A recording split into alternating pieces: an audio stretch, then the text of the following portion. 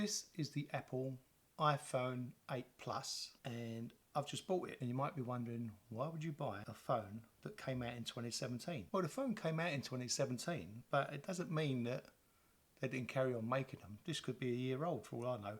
I bought it used from a second-hand store, you know, what they call a pawn shop. And I paid £120 for it, as you can see on the sticker there.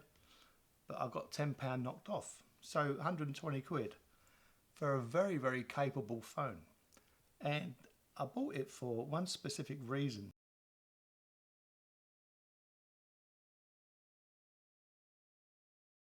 Cheap, very, very powerful phone, excellent cameras. It's got 4K video on this thing. Excellent photography camera.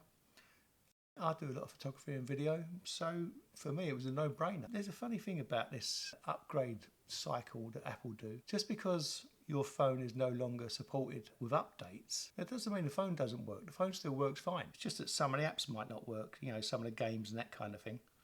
But other than that, the phone works perfectly fine. I haven't got a SIM in this iPhone because I didn't buy it to use it as a phone. I bought it for its capabilities as a computer, because I need to run an app. I bought this drone. This is a DJI Mini SE, and it won't fly if you haven't got the right phone and app. And the app only works on a very, very limited number of phones. Calling this a smartphone, all smartphones, I think, is a bit of a wrong way to describe it. It's a handheld computer. It's a very, very powerful computer, this thing.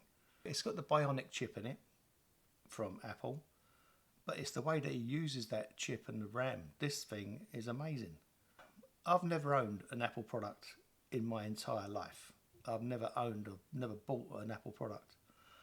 I've always used Android, but I'm very impressed with this. And for £120, you can't really go wrong. But I haven't got any apps on here. I've actually taken a load of apps off because I'm just going to be using it as a controller. This is what I use for my YouTube videos. It's a Canon 70D. But I can quite easily see this becoming the go-to camera. Because I was thinking about it. You've got all these different functions on here. Time-lapse, slow-mo, video, photo, portrait, square, panoramic. You've got loads of different options here. So for me, this is a 4K camera. That's how I look at it. It's a 4K camera. This is a 2.7K camera on there. And between the two of these, I don't think I'll be using that Canon very much by the look of things. I don't know. We'll see. If you're in the market for a very powerful, very durable and capable phone for not a lot of money, get yourself an iPhone 8 Plus. It's amazing. I'm very, very impressed. And I'm not an Apple fanboy by any means, but I'm very impressed with this. I'm not going to go into the nitty-gritty and details about this phone. I'll put all the details and specs in the description below, and you can have a look at that at your leisure, because the list of the capabilities and functions of this phone are almost limitless. It goes on and on. It's got an incredibly good chipset.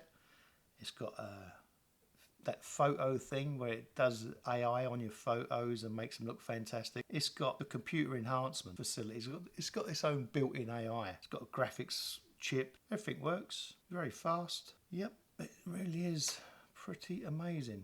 I'm sure you'll find plenty of reviews about this phone, but I just thought I'd chuck my tuppence worth out there and just say I bought this with my own money. It's not sponsored, and I just thought I'd put it out there because I am very impressed with this. It's actually changed my mind quite a bit. So what I bought for running my drone might turn out to be my next main camera.